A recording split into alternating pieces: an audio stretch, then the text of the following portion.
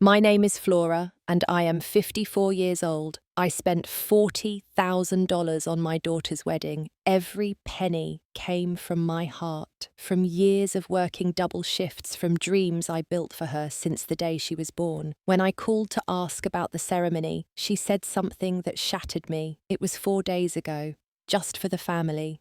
Those words changed everything. Before I share what happened next, let me know where you are watching from today. Hit that like button and subscribe if you have ever felt invisible to someone you loved unconditionally. This story might feel familiar. I have been a nurse for 30 years at a small hospital in Tennessee. It is not glamorous work, but it is honest. I have held the hands of dying patients, comforted grieving families, and worked holidays when others were home celebrating. My late husband Walter used to say I had the biggest heart of anyone he knew. He was an electrician, a quiet man who showed love through actions rather than words.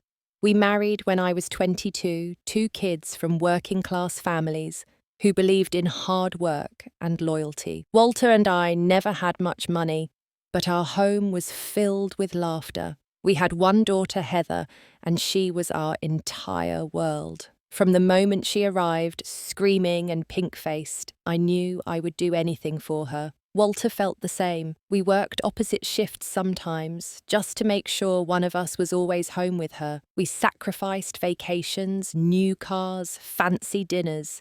None of that mattered because we had each other. Then 6 years ago, everything changed. Walter started coughing a deep rattle that would not go away. I begged him to see a doctor. He kept saying it was nothing, just allergies, just a cold. By the time he finally agreed to get checked, the cancer had spread to both lungs.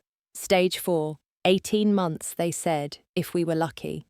Those 18 months were the hardest of my life. I continued working because we needed the insurance, but every free moment I spent by Walter's side. Heather was 23, then just starting her career. She came home often, helped me change his sheets, sat with him when I had to work nights. The three of us grew even closer during that time, bonded by love and the knowledge that our days together were numbered. When Walter passed, Heather held me as I sobbed. She whispered in my ear that she would never leave me, that I would never be alone. We buried him on a grey Tuesday in November, and I truly believed her promise. For years afterward, Heather called me every day. She visited on weekends, brought groceries, helped with yard work. We were not just mother and daughter. We were best friends. 3 years ago, Heather told me she wanted to buy a house. She had found a small place with a nice yard, perfect for starting a family someday. The problem was the down payment. Banks wanted 20%, and Heather's savings fell short. She asked if I could help. I did not hesitate.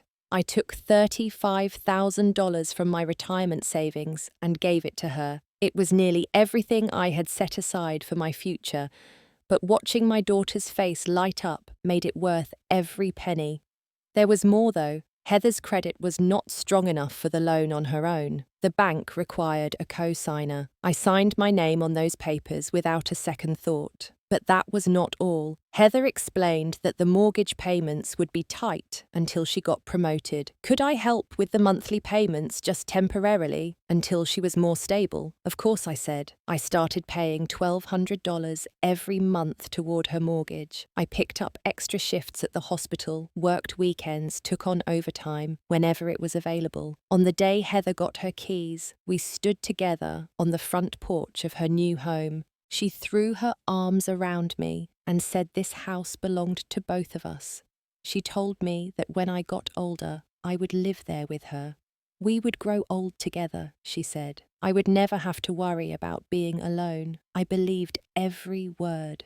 How could I not? This was my daughter, the child I had raised, the person I loved more than my own life. I did not know that in just 2 years she would meet someone who would make her forget all those promises. Heather met Marcus at a real estate networking event 2 years ago. She called me that night, her voice bubbling with excitement. She described him as tall, confident, successful. He was a lawyer specializing in commercial real estate, 4 years older than her, from a wealthy family. I could hear something different in her voice, a kind of breathlessness I had not heard before. I was happy for her. After Walter's death, I had worried about Heather being alone. I wanted her to find love, to build a life with someone who cherished her. When she asked if I wanted to meet Marcus, I agreed immediately. The first meeting happened at Heather's house. Marcus arrived in a sleek black car that probably cost more than I made in 2 years. He wore a tailored suit and shook my hand with a firm grip. He was polite, I suppose, but something felt off. His eyes scanned the small living room with an expression I could not quite read. He asked Heather why she had not bought in a nicer neighborhood, as if the home I had helped purchase was somehow beneath him. I told myself I was imagining things. Maybe I was just protective of my daughter, suspicious of any man who wanted to take her from me. Walter had been my only love, and I did not understand the games people played in modern dating. I decided to give Marcus a chance. 6 months later, Heather told me Marcus wanted to introduce her to his family. She invited me to join them for dinner at his parents' home. I spent 2 hours picking out a dress, something nice, but not too fancy. I wanted to make a good impression. Nothing could have prepared me for that house. It was not a house, really. It was a mansion. 4 stories, columns at the entrance, a swimming pool visible through the back windows. The driveway was longer than my entire street. I felt my stomach tighten as we walked to the door. Marcus's father, Gregory, owned a chain of car dealerships across the state. His mother, Lorraine, had been a beauty queen in her younger days and still carried herself like she expected applause when she entered a room. They greeted us in a foyer larger than my entire living room. Lorraine looked me up and down, and I saw her gaze linger on my shoes. They were new, the nicest I owned, but I knew instantly they were not nice enough. Gregory asked what I did for a living. When I said I was a nurse, he nodded once and then turned to talk to Marcus about golf. Throughout dinner, they discussed vacations in Europe, country club memberships, investments I did not understand. Whenever I tried to contribute, the conversation moved on before I finished speaking. Lorraine asked about my family, and when I mentioned that Walter had passed, she tilted her head with a look of pity that made my skin crawl. On the drive home, I asked Heather if she had noticed how they treated me. She sighed and said I was overthinking things. They were just different from us, she explained. I needed to give them time. After that dinner, Heather began to change. The weekly calls became every other week then, once a month. She was always busy with Marcus, or having dinner with his parents, or attending some event I was not invited to. When we did talk, she made comments about my clothes, my car, my small house. She suggested I update my wardrobe, maybe get a newer vehicle. I asked why it mattered, and she said she just wanted the best for me. One Saturday, I stopped by her house unannounced. I had baked her favourite cookies and wanted to surprise her. When I walked in, I noticed the living room looked different. New furniture, expensive-looking artwork on the walls. But something else caught my eye. The photographs were different. The pictures of our family, of Walter and me and Heather through the years, were gone. In their place were photos of Heather and Marcus, of Marcus's family, of vacations I knew nothing about. I found a small frame shoved in a drawer, a picture of Walter from our anniversary. It had been hidden away like something shameful. I asked Heather about it. She said they were redecorating, that the old photos would go back up eventually, but her eyes would not meet mine. I left that day with a heaviness in my chest that I could not shake. That night, I lay in bed and stared at my own wedding photo. Walter smiled back at me, frozen forever at 30 years old. I wondered if I was losing my daughter, if the closeness we had shared was slipping away. Then I shook off the worry. Heather was in love, trying to impress her future in-laws. Everything would return to normal once the newness wore off. I was certain of it. I was wrong. 1 year ago, Marcus proposed to Heather. She called me immediately, squealing with joy. He had taken her to some fancy restaurant and gotten down on one knee with a ring that cost more than my car. I congratulated her through tears, genuinely happy that my daughter had found someone who wanted to spend his life with her. Then came the wedding planning. Lorraine wanted a grand affair at the most exclusive country club in the city. The guest list would include politicians, business executives, society, people whose names I saw in magazines. The estimated cost was over $100,000. Gregory and Lorraine offered to pay for most of it. But there was a catch. Tradition dictated that the bride's family contribute. Lorraine mentioned it casually during a phone call with Heather, who then relayed it to me. They expected $40,000 from my side. I sat with those numbers for a long time. I had already given Heather $35,000 for her house. I was still paying her mortgage every month.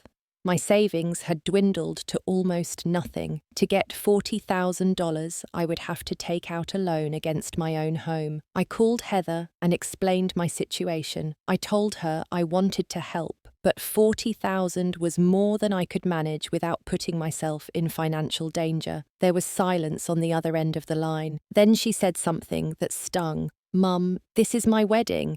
This is the most important day of my life. I thought you would want to be part of it." I felt the guilt wrap around my throat. Of course I wanted to be part of it.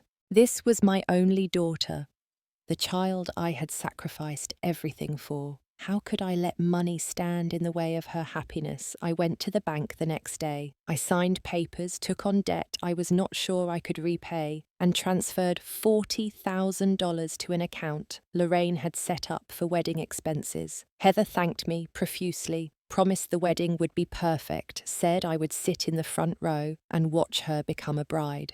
Over the following months, I tried to participate in the planning. I offered to help address invitations, to assist with flower arrangements, to do anything useful. Each time, Heather said it was handled. Lorraine had hired professionals for everything. My help was not needed. I suggested that we go dress shopping together the way mothers and daughters do in movies. Heather said she had already gone with Lorraine, who knew the best boutiques.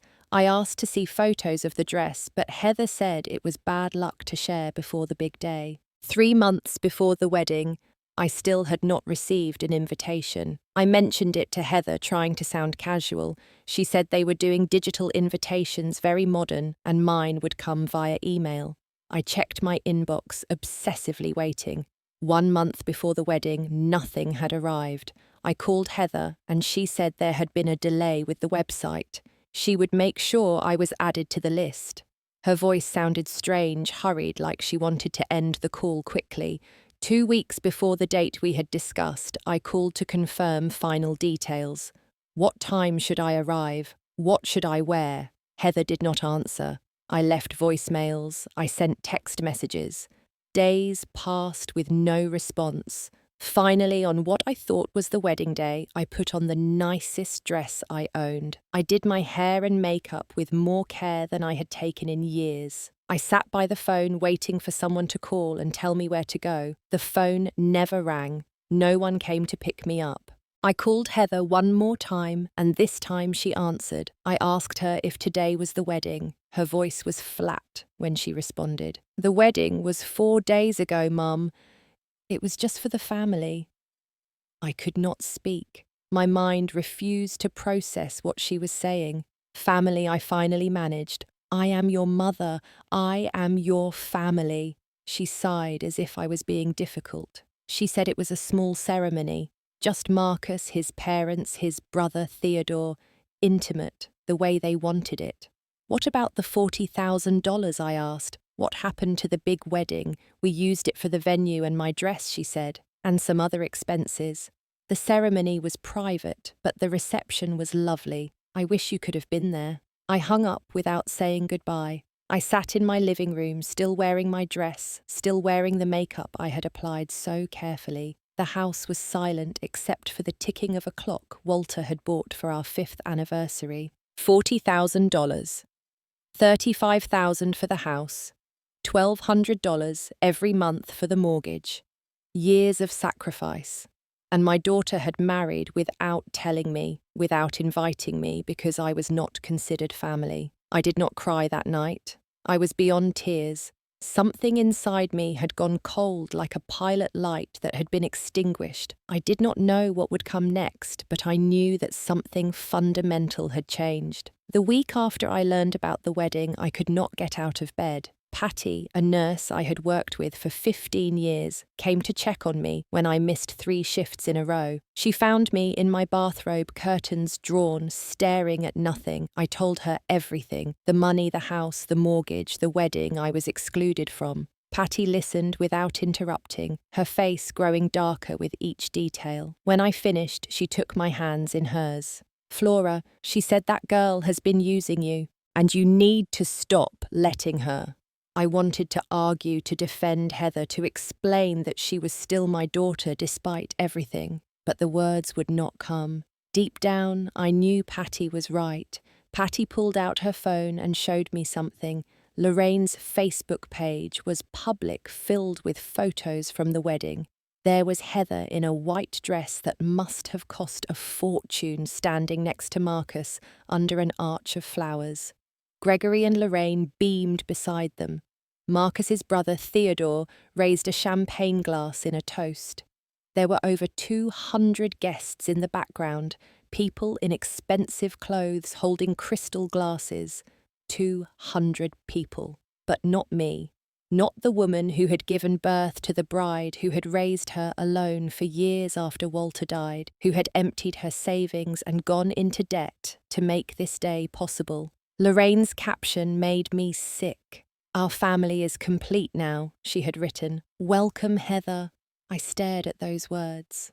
Our family. As if Heather had been adopted by them, as if her real family no longer existed. I looked at my daughter's smile in the photos. She looked happy, genuinely happy, surrounded by people who had everything except a conscience. That night, I could not sleep. I walked through my small house, looking at the bills piled on the kitchen counter. The mortgage payment for Heather's house was due in a week. The bank loan I had taken for the wedding needed to be paid every month for the next 10 years. I was drowning in debt for a daughter who did not even consider me family. My sister Gloria called from Nashville. She had heard bits of the story from Patty and wanted to check on me.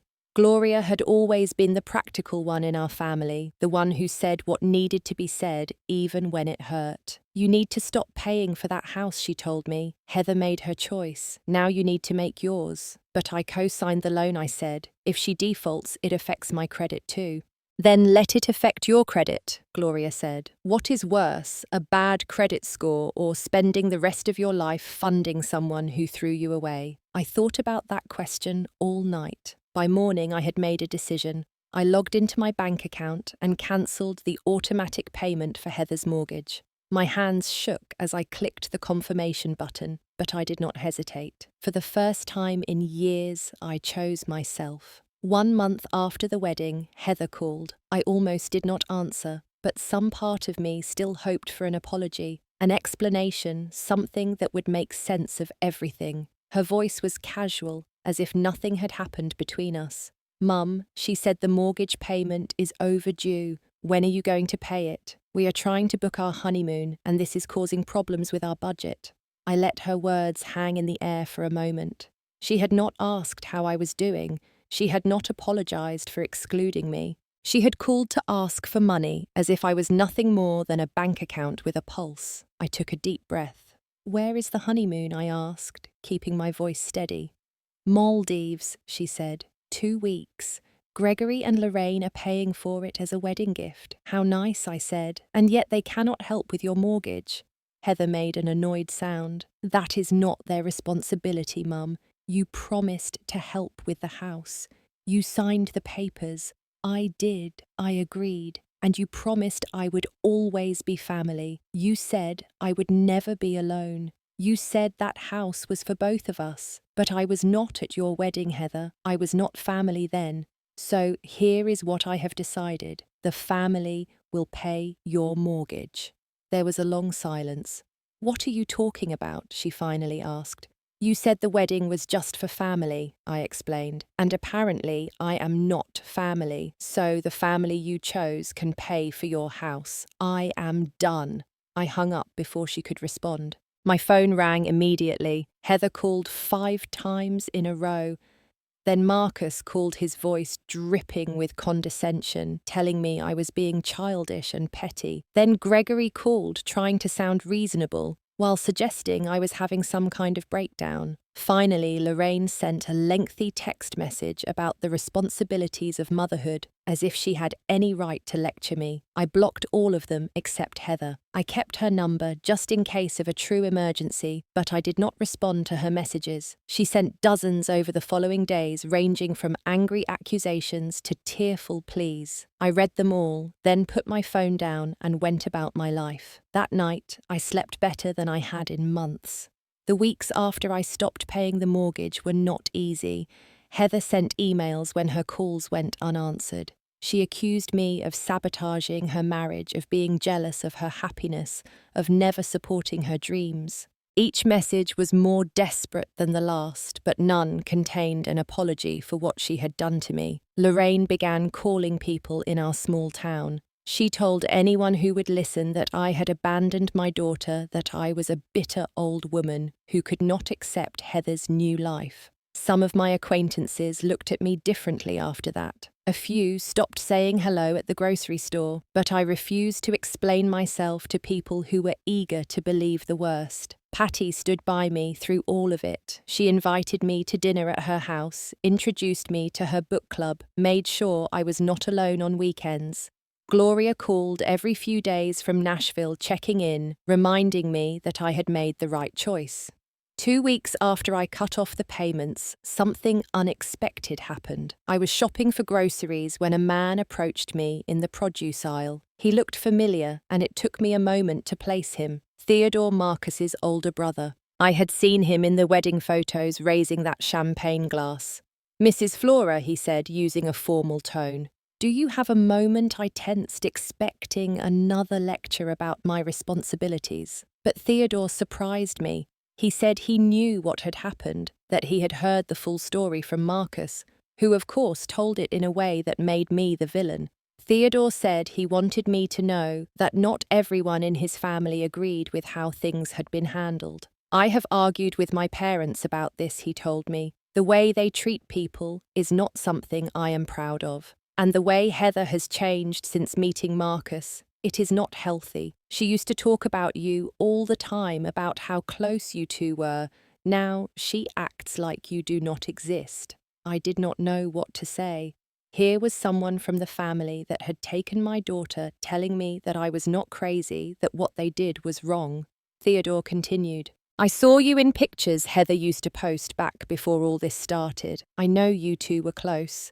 And I think she is going to regret this someday. What you did, stopping the payments, was the right thing. Do not let anyone make you feel guilty for it." He shook my hand and walked away. I stood there among the apples and oranges, feeling something I had not felt in weeks. Validation. Someone from their world had seen the truth and spoken it aloud.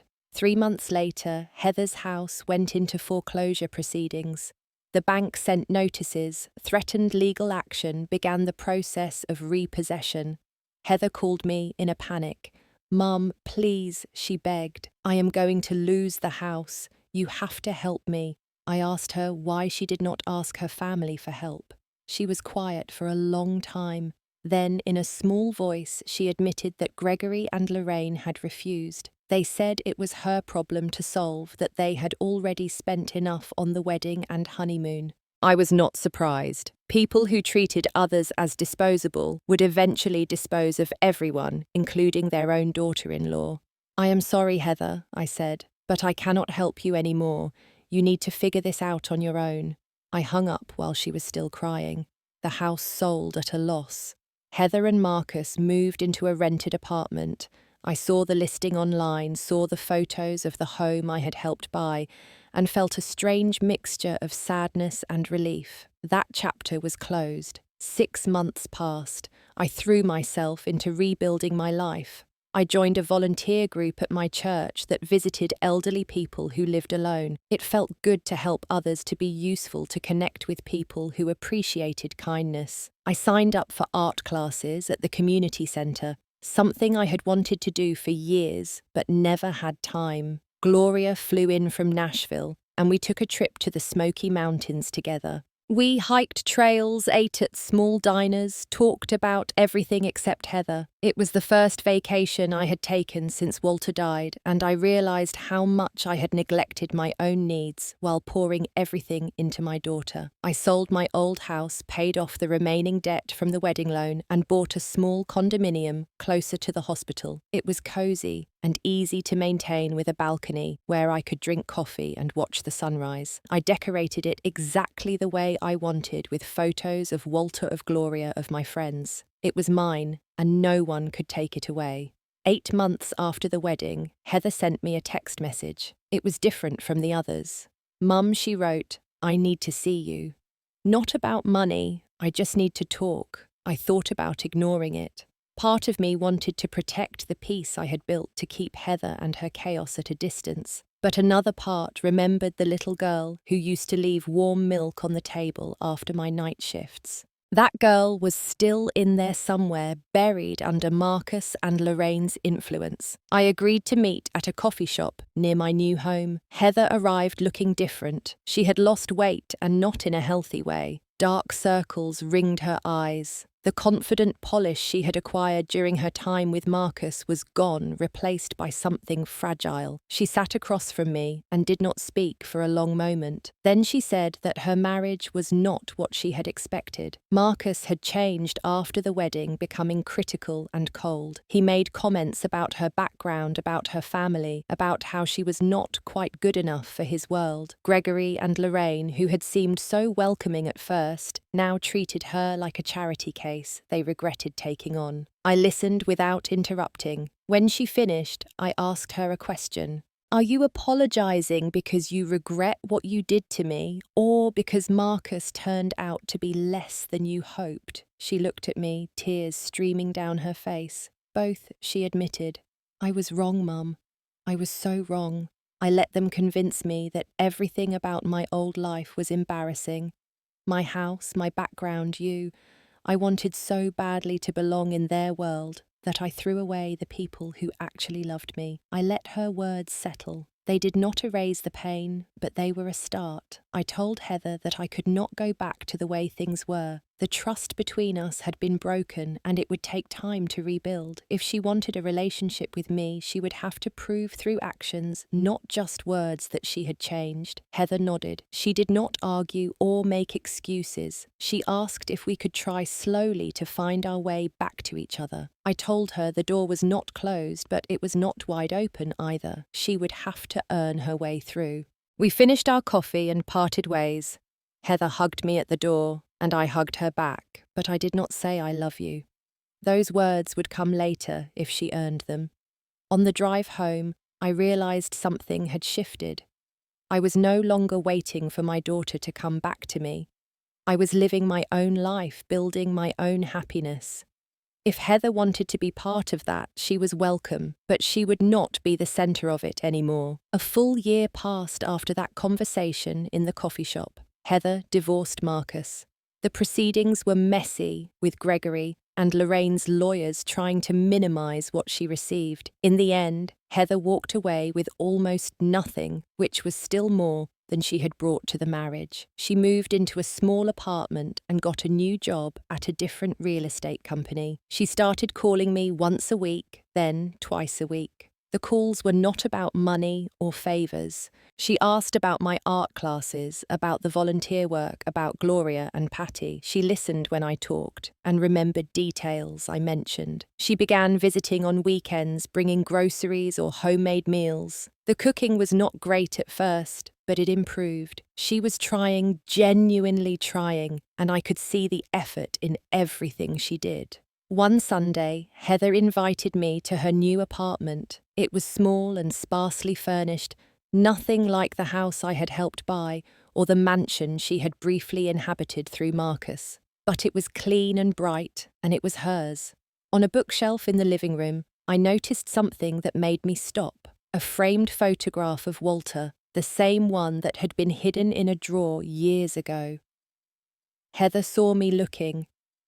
"I found it in storage," she said. "I am sorry I ever put it away." Dad deserved better. You both did. I picked up the frame and looked at my husband's face. He would have been disappointed in how Heather behaved, but he would have been proud of her for trying to make it right. Walter believed in second chances. Your father always said people could change, I told her. He said the ones who tried hardest were the ones worth keeping. Heather's eyes filled with tears. I want to be worth keeping, Mum. I know I have not been, but I am trying. I put the photo back on the shelf. That is all anyone can do. The following Christmas was the first one in years that felt like it used to. Heather came to my condominium on Christmas Eve. We did not have a huge tree or expensive gifts. We had a small artificial tree, a simple dinner, and each other. While we cooked, I told her about my new friends from the volunteer group. She told me about a project at work she was excited about. The conversation was easy, natural, the way it had been when she was young, and the world had not yet complicated things. After dinner, Heather helped me wash the dishes. She stood at the sink, hands in soapy water, and said something that surprised me. I have been thinking about what you said, about the family. You were right to say what you did. The family should pay it, because they were the family I chose over you, and that was the worst choice I ever made. I dried a plate and put it away. Choices have consequences, I said, but they do not have to be permanent. You are choosing differently now. She nodded. I am trying to. We finished the dishes in comfortable silence. Later, we sat on the couch and watched an old movie, the kind Walter used to love. Heather fell asleep with her head on my shoulder, the way she used to when she was a little girl. I looked down at my daughter, no longer the polished woman who had chased wealth and status, just Heather, tired and imperfect, and trying her best. I did not know what the future held for us. The scars from everything that had happened would not disappear overnight. But healing was possible one day at a time. I thought about the $40,000, the $35,000 for the house, the years of mortgage payments. That money was gone, and I would never get it back. But I had gotten something more valuable in return. I had found my own strength. I had learned that loving someone did not mean accepting mistreatment. I had discovered that I was worth more than a checkbook. Heather stirred in her sleep, murmuring something I could not hear. I smoothed her hair the way I used to when she was small. Forgiveness is not about forgetting. It is about choosing to stop letting the past hold you prisoner. I forgave Heather, not because she deserved it, but because I deserved peace.